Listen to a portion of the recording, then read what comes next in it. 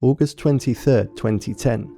Police break into a British Security Services apartment in Pimlico, London. Their search of the premises brings them to the bathroom, where they discover a red zipped-up and padlocked sports bag in the bathtub. Inside the bag were the keys to the padlock and the nude remains of 31-year-old MI6 codebreaker Gareth Williams, who had been missing for over a week, which is something that had strangely gone unreported by his colleagues. Gareth's fingerprints were nowhere to be found on the padlock or around the bath, and toxicology reports came back inconclusive. While it seemed like it was an obvious case of homicide, police struggled to find enough solid evidence to close the case, and an inquest was eventually opened. The 2012 inquest concluded with the coroner saying that the ending of Gareth's life was unnatural and likely to have been criminally mediated. Thanks to this unsettling conclusion, there was a follow-up reinvestigation which lasted another 12 months. This investigation, carried out by the Metropolitan Police, came to a new conclusion, which many found hard to fathom. Their findings were that the incident was probably an accident that came about after an S&M act went wrong.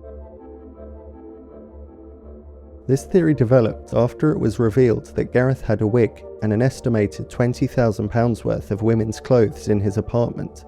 His internet search history showed infrequent visits to claustrophilia-themed websites, and a semen stain was found on the bathroom floor.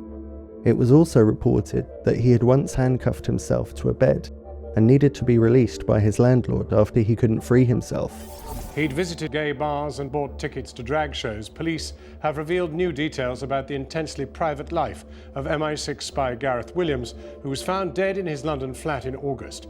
Officers leading the investigation said that they hoped the information would help explain what happened to Mr. Williams.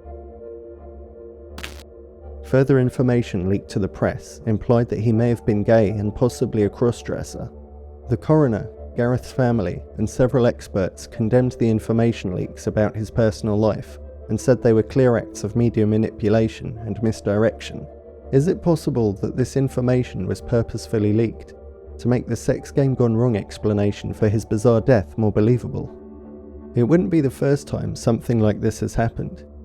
In 1994, the press reported that British MP Stephen Milligan was found deceased in a, let's say, compromising scenario that brought his character into question.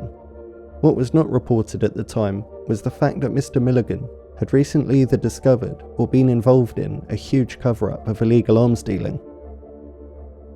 It was revealed that an escapologist had tried around 300 times to lock himself in a bag the same way Gareth supposedly did, but failed to do so. Perhaps even Harry Houdini couldn't have performed such a trick. Even then, the police still did not rule out that Gareth had died by accident after getting into the bag on his own. His sister Kerry, who was very close to her brother, insisted Gareth was a very meticulous man, always planning things thoroughly and assessing the risks. And of course, he also had the training from his former employers at GCHQ and MI6. Does this really sound like a man who would accidentally end his life in such a way, even if he did manage to impossibly secure himself in the bag? But let's just say he did manage to lock himself inside, for argument's sake. Could he really have gotten in there and locked the bag on his own, without leaving any trace? Peter Faulding, a forensics expert involved in the case, said there were no traces of forensic evidence from Gareth in and around the bath, on the lock, bag or zipper. Simply cramming himself into the bag, naked, would have been quite difficult, and it would have been impossible not to leave fingerprints, sweat, and other traces everywhere. The coroner described the lack of hand and footprints in the bathroom as significant. When his body was eventually found, Gareth had been dead for about a week. There were no signs of a struggle, which some think shows he had been sedated or drugged. Others still say he got into the bag of his own free will. Strangely, the heating had been turned up, even though it was August, the height of British summertime. It's been noted by experts that increasing the ambient temperature accelerates the decomposition of bodies, making it difficult, even impossible, to employ many of the techniques forensic investigators use. During the initial investigation, police had been keen to speak to a man and a woman of Mediterranean appearance who had supposedly gained access to the communal hallway and may have had a key to the apartment. The police later reported that the couple had nothing to do with the incident, but we couldn't find any more information about how investigators came to that conclusion.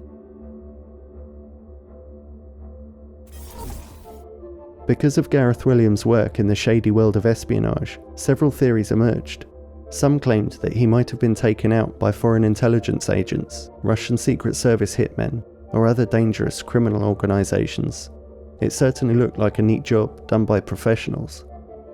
This theory was reinforced after an inquest revealed that Gareth had performed multiple unauthorised searches of the MI6 database, which may have put him in danger to what was described as hostile and malign parties. The intelligence officer who revealed this information from behind a screen obscuring their identity did not reveal any details of Gareth's unauthorised searches. They did accept that theoretically this kind of unauthorised activity could very well have put Gareth at risk if such a dangerous third-party group or individuals had known, while MI6 remained unaware. However, the officer also added that there was no evidence to suggest that this was the case, and insisted that no link between Gareth's work and his death had been established. Further intriguing developments emerged in September and October of 2015, when a former KGB agent named Boris Kopichkov, who had defected from Russia, said during an interview that he had been informed via sources in Russia that the Russian Foreign Intelligence Service, otherwise known as the SVR, were responsible for bringing about Gareth's demise through the use of an untraceable poison, which was administered through his ear. The former KGB agent went on to say that the SVR had failed in attempts to blackmail Gareth into becoming a double agent. Gareth apparently responded to the SVR's attempts by informing them that he was aware of the identity of a Russian spy inside the GCHQ. This story may explain the unauthorized searches mentioned earlier. But if it is true, why didn't Gareth reveal this information to his superiors? Did the Russians really have something they could blackmail him with?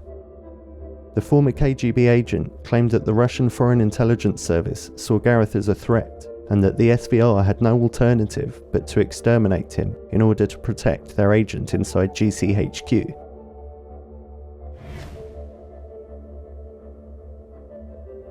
This footage apparently shows Gareth's last known movements, or so we're led to believe anyway.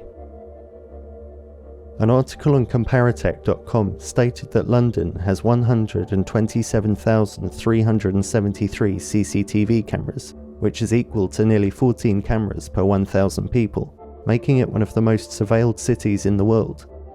Isn't it a bit odd that in a city full of video surveillance, there was no footage from in and around an MI6 safe building a few minutes' walk from their headquarters? MI6 are responsible for some of the highest levels of security in the country. Gareth hadn't turned up to work all week, yet no protocols for absent staff were followed. It was actually Gareth's sister Kerry that raised the alarm when she called up at 11:30 AM on the 23rd of August.